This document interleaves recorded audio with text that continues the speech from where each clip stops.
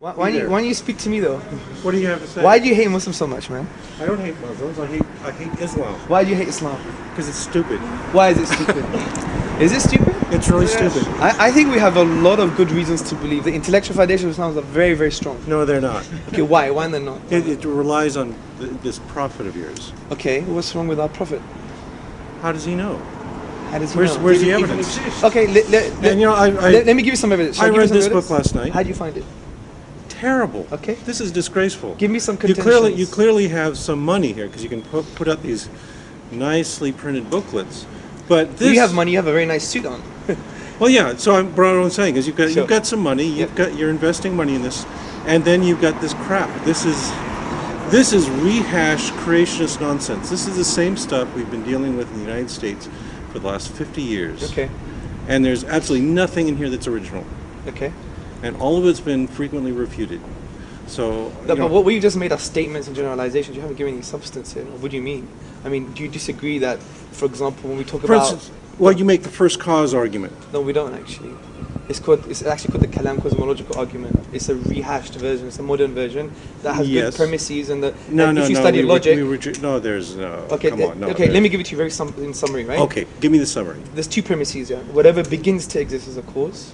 The second premise is the universe began to exist. Okay, and we can substantiate that philosophically and using astrophysics. Then the conclusion, which makes it a sound and valid argument, is that then the universe has a cause. So if the universe began to exist, it has a cause. So let me just repeat that. Okay. One, whatever begins to exist is a heard cause. you. The universe began to exist, therefore the universe has a cause. Let me point it out- doesn't mean it's God though. I will point But we out- use right. conceptual analysis. That's where I will point out two things Okay, there. good. And one is that modern physics does not support your claims. Okay. That you can have spontaneous things just popping into existence. They do all the time. Okay, can I address that? And Is that well, all right? first, and let me make my other point, Okay. which is that, as you mentioned, pointing out that there was a cause does not imply a God. I agree. So why do we care? You didn't let me finish. Okay, now you're going to finish. Okay, Okay. good. So the first thing, in terms of random quantum fluctuations and subatomic events that don't correspond to causality, well, that's a particular view amongst physicists, which is the indeterministic view. We don't have to hold that view.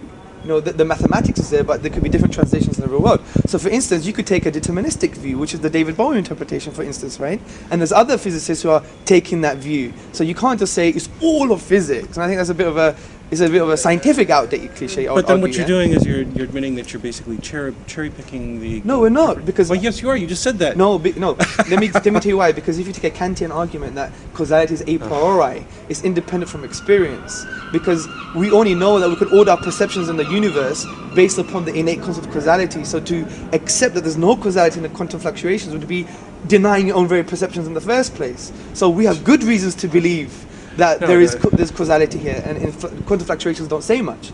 The other point I'm trying to make is when we know there's a cause for the universe, which you're happily assuming that there may be a cause, the problem is that now when you use conceptual analysis, you come to some starting conclusions. For example, we would argue that Occam's razor must be uncaused. We would argue that therefore it must be eternal. We would argue that it's immaterial and transcendent because it creates the material world. So from these perspectives, it's in line with the monotheistic view of God. I don't see that as a problem.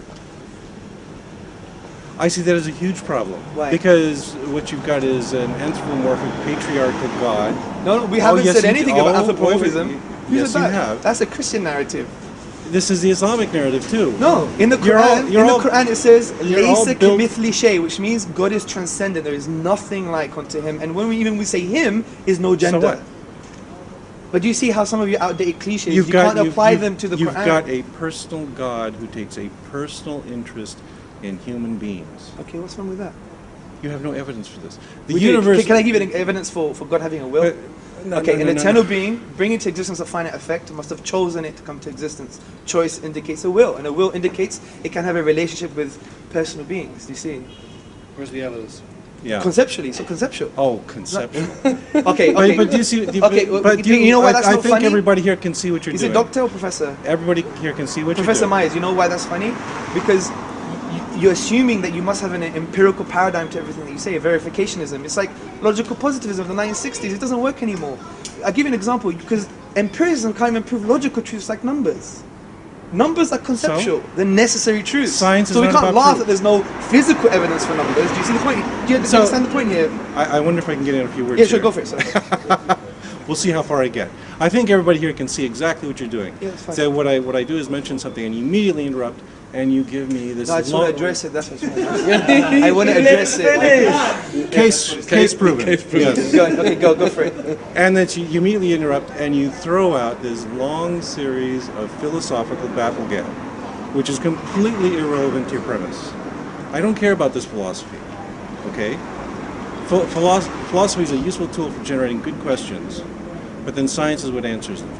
Science does not meddle in proofs. So when you keep talking about proofs, you're just going right over my head. I don't care. The proofs don't matter. What matters is, do we have empirical evidence for anything that you're talking about? And we do not. And in fact, we have empirical evidence that defies these interpretations that you're throwing at us. Can I address that? Why? Sure. Thank you. First and foremost, don't you think it's an unhealthy way intellectually to always require empirical evidence to form conclusions about things? Because that would go back to logical positivism. It's very crude. Wouldn't you agree? No, I would not agree. Okay, why not? Because you need the empirical evidence in order to confirm your interpretations of the world. That what we do in science is that you make preliminary hypotheses, which of course are conceptual. Sure. But then you rely on the fact that you have to generate empirical evidence about the world around you in order to test them. When you talk constantly about this conceptual stuff, this philosophical stuff, what you're doing is charging off without anything to ground your conclusions. Okay, because I think there's a hidden assumption there that the only way you should go in conclusions are empirically. And I agree there's a value for empiricism. No, that's not true. But I would argue that there's some logical truths, for instance, that are necessary before you even have empiricism. Do you see? This is why when there was the big rationalist debate, the rationalists for the empiricists, mathematics was the battleground, wasn't it? And this is why you have some empiricists are rationalists for mathematics, but when it comes to the world, the empiricists. That's how they reconciled it. There was a philosophical contradiction there. So it's useful having this discussion, but I think there is that, I think, crude view of that empiricism is the only way formed to form conclusions about our life. No. This isn't about absolutes. This is not about. Not that I'm saying that there's only one true way to interpret the world. Sure. What this is saying that the one reliable method we have requires confirmation from empiricism. Okay. You have not demonstrated another reliable method, because there are lots of people who believe in different religious views. They're all sitting there making exactly the same kinds of arguments you do. The Christians make the very same arguments you do. Yes, they do, of course. Yes. Some Christians, not all. Most Some of them. just have faith or just Whatever. blindly believe. But the point is that you are both using the same methods and you are arriving at completely different conclusions. Yeah, I agree. Can I tell So- you why I agree with you? Okay, go ahead. The reason I agree with you is because, see, we've got one aspect of a philosophical justification for the existence of a creator cause, whatever you call it. Now, from that, then you have the concept of revelation, the concept of a text that is claimed to be from the divine. Now, we would humbly argue that, the Quran, which is the book of the Muslims, we would say is a very intrusive text. It's an imposing text, right? But this imposition, we would argue, is positive because, frankly, I think it just makes you think. For example, the Quran says, أَفَلَا تَعْقِلُونَ? Do you not use your brains? يَتَفَكَّرُونَ, for those who reflect, deep reflection. The Arabic word here means to really reflect about the implications of something. But the Quran goes further than this, which is quite weird from a religious book, from a secular perspective. It actually says, if you don't believe it's from the divine or from the supernatural, then challenge it. So what we would argue humbly is that there are no naturalistic explanations for certain statements in the Quran. For instance, some statements in the Quran that they mention geology and concept of isostasy, for instance. Concepts of that the mountains have like root-like structures, which we just found out recently. If you go to the book Earth by Dr. Frank Press, it concludes that. So how could a desert Arab who knew nothing about science, was so primitive that, for instance, they used to believe mountains to keep the sky up, would come to such conclusions? We would humbly argue philosophically, we exhaust naturalistic explanations, so it's a signpost to the transcendent. Do you appreciate that? No. I've read these same interpretations. Okay. In particular, the ones I'm really interested in, because I'm a developmental biologist, Sure. are Keith Moore's nonsense, total that he talks about. You disagree with Keith Moore? Why is that Oh, nonsense? yes. Why is that nonsense? I've read those sections of the Quran. Do you disagree with the stages of embryology? The Quran, the Yes. seventh. Yes, Let him say yes, why, let him the say why. Quran Right. is babbling. It's throwing out these very vague, fuzzy descriptions of the embryo looking like chewed flesh or whatever. Oh, no, I'm not talking about that. I'm talking about That's what I'm talking about. No, I'm talking about specific stages of embryology. For example, the bones are formed first. That's what Dr. Keith Moore was talking about. Yes. 7th week, and then We have the muscles are Yes, formed in the 8th we week. we have a series of very well described, very thoroughly analyzed steps in the development of the embryo. And if you go to any embryology text, they will lay them out for you. Right. You cannot substitute the Quran for that. When you look at what the Quran says about it, it is vague, it is ambiguous. Sure. It's the kind of stuff that a desert nomad might guess about what's going on. I mean, I would disagree. I mean, wouldn't be able to guess the formation of the bones in the 7th week Yes. straight after. The word is Yes. thumma in Arabic, straight after. Immediately. And See, that's- when we do scratch the surface rather than have a superficial But understanding, again, I this think we'll get it no, better, no, right? this is again something where the Quran is basically stealing from Greek embryology. Galen, yeah? Well, I'm talking specifically about Aristotle, who's Okay. made these Well, observations. Aristotle's embryology, if you study it, I mean, I'm sure you've studied it. Yes. He believed that fetus is formed by the mixture of menstrual blood and semen. Correct. Well, Quran doesn't make any statement like that. And on top So? of it, even if we go further to Galen, Galen had No, but- many stages of embryology, and the Quran doesn't my have any of point, those stages. my Yeah. point Yeah. is that there's very little about embryology in the Quran. You- What there is, Details are not there. You're right. Yeah, that's the right. details are not and there. what yes. what details are there Yeah. are obviously cribbed from Aristotle. No, Yes, not at all. You can't make Not that at all. link. The reason you can't make that link is because Which particular- you would have to assume that the Prophet Muhammad, peace and blessing be upon him, would have known what was right, taken it, and then threw away what was wrong. I mean, that's a big assumption. You're it's claiming not. supernatural. What I would You see? say is that Muhammad was a man of his times, that he was consulting with scholars at the time, that these were ideas that were current There's and empirical evidence. common. But there's no empirical or historical Historical evidence evidence for that. There isn't. But it's just an assumption. But That's faith. It's a no. I have faith that the Prophet Muhammad borrowed things from scholars. yes, That's faith. no, A man of faith, ladies and gentlemen. That is a reasonable assumption. No, how can it be? The alternative is to assume But the that history is counter to that. The history is counter to that. You see? you're saying that Muhammad was some kind of ignoramus living in a cave for all of his life. No, what I'm Not saying at all. was, even if your assumption was true, it would still be incorrect because the scholars of science at the time had no idea.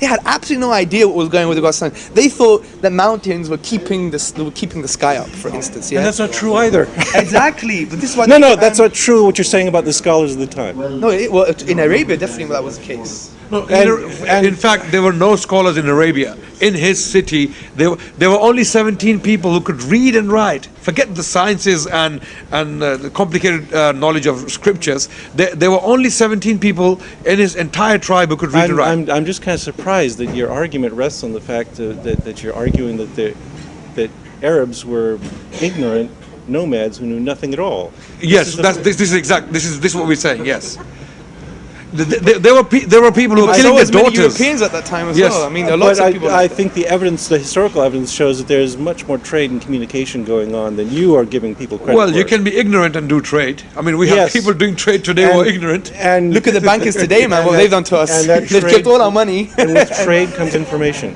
Like I say, when we look at the descriptions of embryology in the Quran, and we look at the descriptions of embryology in Aristotle, Sure. they're the same. Well, in what way, sir? Would you like to give us? No, I don't think they're the same. The discussion of the development of bones, etc., all these things, the fairly crude stages that are described in Aristotle, it's obvious. You may have a point there. I'm willing to accept that. What I'm saying is, I'm willing to accept that there may be similarities, not that Quran borrowed from Aristotle. My contention is that the specific stages described in the Quran, how does that match with what Aristotle said? I mean, those stages are quite peculiar to the Quran. Quran is quite unique in describing those stages because the stages- bones are formed first and then the muscles, and this is how would a desert nomad know Okay, that? right now I'm laughing at this idea that this is a specific description of embryology. Yes, bones develop first, then muscles. I agree, come it's on. general. No, I agree What with you, it's do? general. This Professor is something Myers, that you can infer just by rational thought about embryology. You can also just determine this by looking at fetuses from different animals. You can look By at desecration. aborted Sure. Yes. Why don't we get more specific when it talks about geology, right? And how could it fathom? How could anyone illiterate, where the science was counter to that time, right? How can you this is see nothing counter to say that mountains have roots yeah. is and they have a function that we What you do, understand that again. is in line with isostasy according to geologists today? That to me is quite phenomenal. And But the once universe is again, you've done it. expanding, astronomy, You've universe is equated these really crude, primitive guesses that you find in the Quran with the specific details of science. Okay, let me You're tell you why they're trying not crude. The reason not crude because the Quranic science, and this would be good for everyone to listen, is that we have the Quran is probably the only religious book that tells you, gives you the tools to interpret it, right? So what the Quran says is you take general principles in the Quran, general values or general statements, and you refer them to specific ones related to the same topic. So in normal literature and linguistics, it's called inter and intertextuality, okay? So when we take general statements, we can make them specific with the Arabic language used in the Quran itself. So it's not crude from that perspective, and we have a scope of interpretation because the classical Arabic dictionaries were preserved, and you have a scope of meaning. So when we have the scope of meaning, we know that these things are quite specific. Significantly, even when the Quran says that the universe is expanding, for example, there's the word here, expanding, which actually means expanding in the past or expanding in the future. There is a scope of interpretation. Do you see? Yes. So the interesting thing is, we should maybe. No, it's not interesting. It's not. You're really boring me. This is the same. Is that an atheist cop out? Maybe. No. This is the same story we get from Jewish scholars, from Christian scholars. They do exactly the same thing. Well, I'm not Jewish or Christian. I'm Muslim, and we're talking about a specific issue. It's standard religious analysis. Yeah, but Professor Myers, wouldn't you think it would be highly arrogant of me if I said to you, what you're saying is typical atheists, what they say, they change the subject, they go to history, and they say that you're the same as the Jews, you're the same as the Christians, and throw all these outdated cliches. Would you appreciate me doing that? Go ahead. But I wouldn't. Do you know why? Do you know why I wouldn't do that? Because I really want to engage with you. I really want to engage with you. That's why. But no, you do not. Of course I do. You want to parrot dogma at me and have me accept it. I'm actually accepting a lot of your assumptions and premises. I don't have a problem with that. Well, you did also try to assert and project faith onto him. Yes. And well, he said it was an assumption. That's why. And you can make an assumption based on evidence. Faith is an assertion based on no evidence. We've been talking quite evidentially here. That's what I'm telling you. That for instance, when we look at Aristotle's words, when we look at the descriptions of the Quran, we see a correspondence. Well, That is you haven't evidence. shown us any correspondence. Yeah, that's the point. That's just a You statement. haven't shown us. This is a statement. Aristotle is like the Quran. How? How? Aristotle also describes the emergence of bones and muscle Right. in sequence. Right. Okay. And it's like the Quran. And it's like the Quran, which Well, is does Aristotle say the bones come first and then the flesh and the muscles? Does he say that? Are you sure? Anybody that works I'll let you think about this. well. Anyone that If works you with are you livestock are would you be is able that to what the I'm not saying wait. it. Can you tell? Is Are that you what sure? is that what the Quran specifically says? Bones Absolutely. and- This is exactly what the Quran says. then Chapter we're done 23. because you just demonstrated the Quran is wrong. Yeah, but How? Professor Myers. Because How that's, is it not, wrong? that's not what happens in Well, development. this is what the embryologists are telling us. The This is embryo- exactly no, what the they're not. embryologists are telling us. No, they're not. Okay. Embryologists- if I Let me don't- tell you what Keith Moore said. I mean, you can disagree with him. He doesn't like Keith Moore. I don't know why you don't. What he said on the page number 364A of his book, The Human Embryo, that in the 7th week the bones are formed, and immediately after that the flesh is formed, and the flesh, the bones is are clothed with nonsense. flesh. Well, Keith Moore is wrong. He's an embryologist. This is his field. It's my field too. I know he's wrong. You're an embryologist. That yes. Oh, great! Wow, wow, that's news to me. Okay. So that's wrong because what happens first is you have differentiation of mesoderm. Right. That within the mesoderm you have segregation into things like embryonic mesenchyme, and then you have these cartilaginous centers that will form bone. Right. And these are forming simultaneously with each other. Right. Simultaneously. Yes. Even if that's the case, the Quran is right, because thumma is very, even if that's the case, linguistically the Quran is right. Thumma literally can in Arabic language means things happening simultaneously. In parallel Yes, as well. yes. But in that's parallel. besides the point. I have a question. Wait, You see? let me read it. Professor Myers, I think what's interesting, even if you're right, that means we would have to assume that the Prophet Muhammad, peace and blessing upon him, actually used to go and look into biology. He was a biologist. He would actually go and investigate things about He was an mountains. astronomer? He must have had a library of an Alexandrian magnitude. So even when you make these assumptions, it's still problematic. He was a Wait, no, geologist? because this is what I've been telling you. Sure. There are no embryological details of any consequence in the Quran. Well, This is not stuff. the details are not there. You're right. You're right. This The is details not are not stuff there. that requires a huge library to figure out.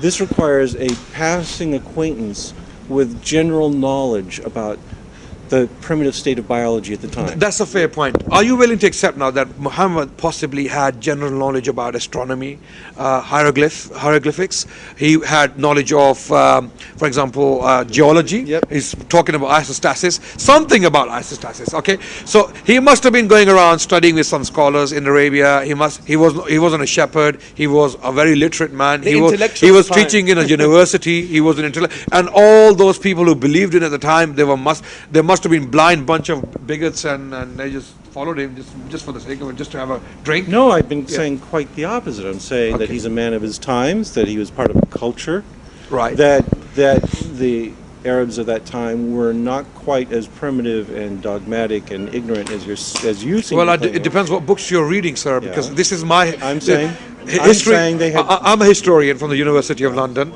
and I'll refer you to the books of Irfan Shahid, who's an authority in this field, the pre-Islamic Arabia, and he states that Arabs at the time were a primitive society. Yes. And now you're saying yes. Well, no, I agree that they were.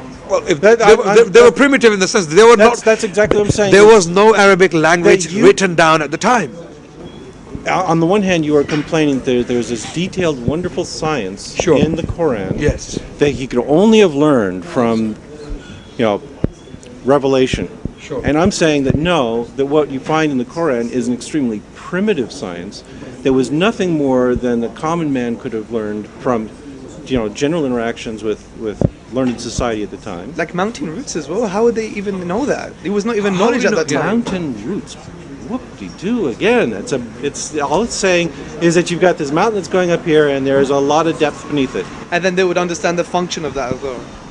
Yes. The function. It is. Yes, the function of the Quran It is, to absolutely. anchor the crust and things like, and that's not the case. That's again wrong It's not geology. to anchor the crust at all. What is it for? It's actually to, from my knowledge, it's actually to, like Archimedes' fulcrum point. Like that's what isostasis come from. It's like another term to discuss the Archimedes' fulcrum point, and that's what it's there for. That was the The really discussion sad there. thing here is you're missing the enormous picture to focus on the pixel. Yes. Okay?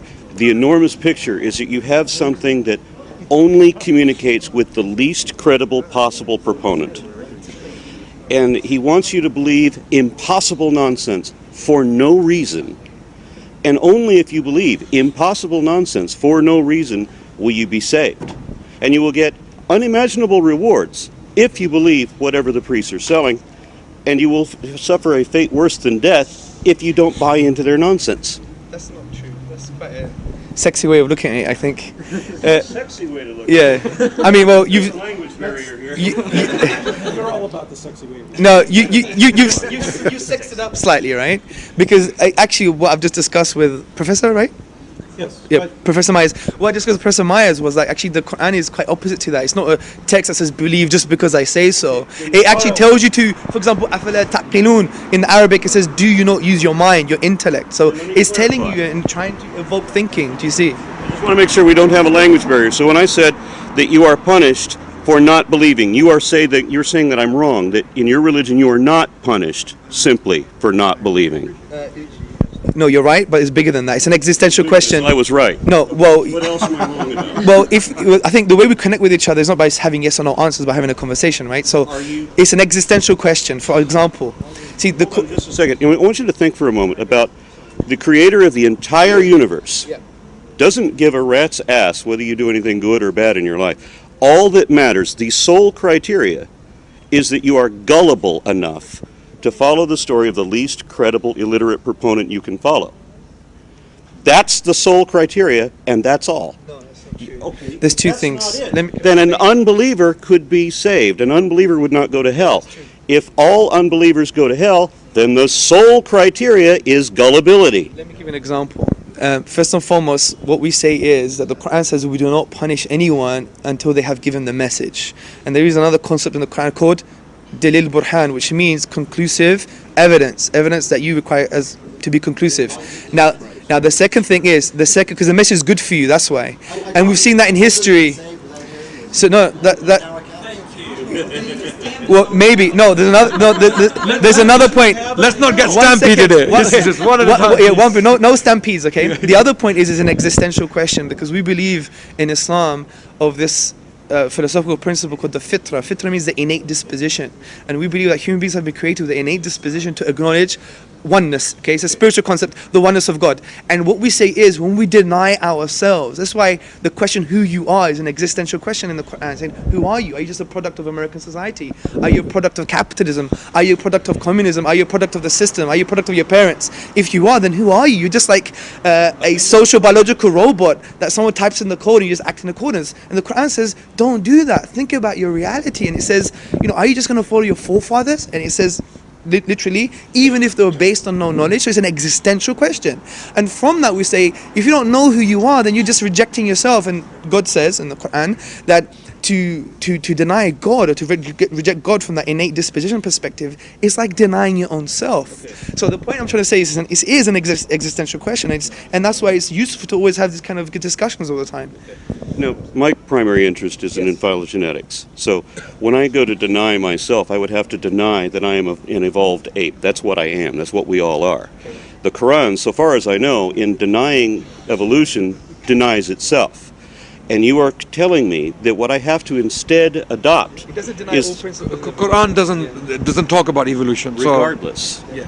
What you're telling me, it talks about Adam and Eve and all of this, and the great flood that we know didn't happen and all of that. But apart from all that, you're asking me to accept this uber-galactic super being. No, the Quran doesn't talk about the great flood either. Okay. Okay. Just to clarify, the important point is you're asking me to accept this uber-galactic super being, of which we have no evidence at all, from a system of religion which has so far only produced failure in every predictable sense. And you want me to believe that this thing will punish me simply for not believing, and it wants me to believe the least credible people and the most improbable stories, and I'll be punished if I don't. How is that not a criteria of gullibility? There's two assumptions here. First and foremost, said there's this galactic being that doesn't exist. I would deny that. I think there's very good reasons to believe that a divine exists, and I could articulate them for you. You can read this book. You'll discover it's all the way through. Professor Myers, because we really want to listen to Maryam Namazi, because she has outdated cliches about the Sharia, right? Especially when she talks about rape using 4 witnesses. That's nowhere in the Sharia.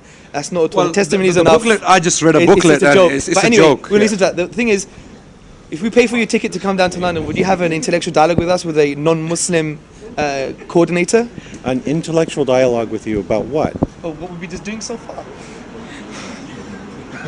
Would you do that? I'll be around. You might be able to. Yeah. I'll give you a forum. Cool. Okay. We'll book you on the Magic Sandwich Show. Yeah. Which on television. What's that called? What is that? Magic Sandwich Show. Yeah.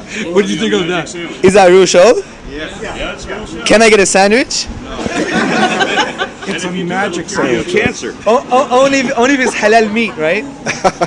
Certainly. Cool. Anyway, good to see you, Professor. Thank you so much. Thank you so much for your time. It was a pleasure. Thank you so much. You want to communicate atheism to the world, and we want to have a connection with you as a human being. I want to communicate truth. Good. Do you believe in evolution? Do I believe in evolution? Yes. I believe that I don't have adequate information to even make that judgment. Well, that's very sensible. Now, let me give you some adequate information. Oh, please do so. Okay. The evidence for evolution is absolutely solid. It's as strong as the evidence that the planets orbit. You do believe the planets orbit the sun, do you? Yeah. Yes, I did science as a bachelor's. Well, you did science, so why don't you know about evolution? Because it was psychology, that's why.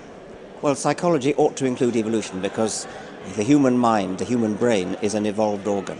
Okay. The evidence for evolution, although it happened a long time in the past, so you can't actually see it happening, or most of the time you can't.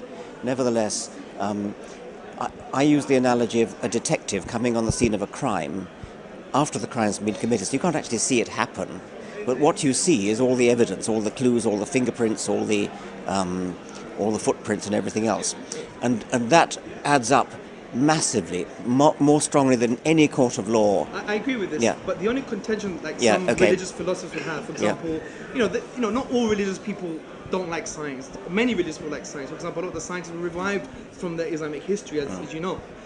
The question that they would have is, evolution is a non-complementary paradigm with what's happening in cosmology, for example. For example, if you look at physics and the constants, some people say there'll be a fine-tuning here. There's some Wait, what do you mean by design. non-complementary paradigm? Because, What do you mean? For example, I think you answered that question well in your book, page 157, 158, when you said we don't have an answer for physics like we do as in evolution.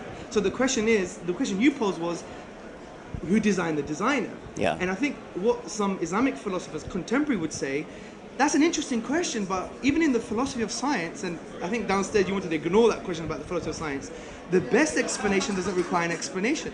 And to have an added infinite regress of explanations undermines the very fact that we need an explanation. So the design argument is more plausible than the chance with regards to the fine-tuning of the universe, which has nothing to do with evolution. That's No, it's way nothing to do with it. away. It's a question of physics. Yeah. But how can it possibly be helpful to explain the origin of the universe, to postulate something complicated like a god? Why don't you say it's something like a spontaneous quantum fluctuation, something like that, which is simple? Richard, that's a very good point. Which is simple. That's a very good point. But haven't you assumed that God is complicated and made of many parts? Well, God's got to be complicated, hasn't he? Otherwise, because he couldn't forgive your sins and listen to your prayers. But you're misconstruing physicality for like an entity with ability. Someone may be able to do complex things. Doesn't make his nature complex, though, surely. Because I think you're superposing. What? Say, What are you talking about? Okay, do you want me to clarify? If God is capable of listening to prayers, forgiving sins, knowing when you've done wrong and punishing you for it, how could he possibly be anything other than complex?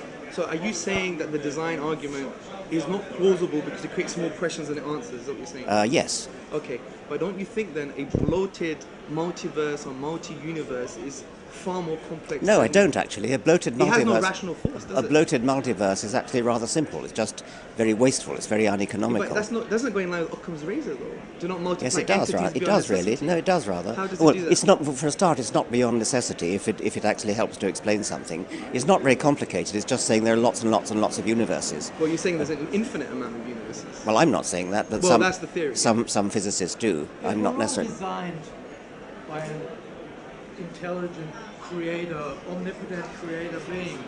Can you just run me past why, if we're all designed, most religious people, first thing they do is chop off half of the genitalia? I'm going to go. Take care, Richard. Thank you very much.